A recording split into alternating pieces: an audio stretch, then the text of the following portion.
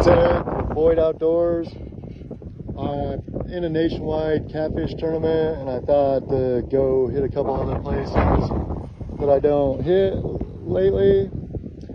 This is a place we call the Cedar Swamp, and it's pretty much safe to say that there's no more fish here. Me and my kids have had a blast at this spot.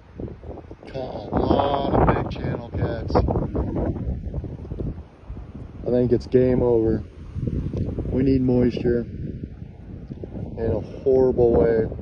I'm gonna go up the highway about 20 miles to a place I call the Cedar Swamp, but I have a feeling it's gonna be the same way.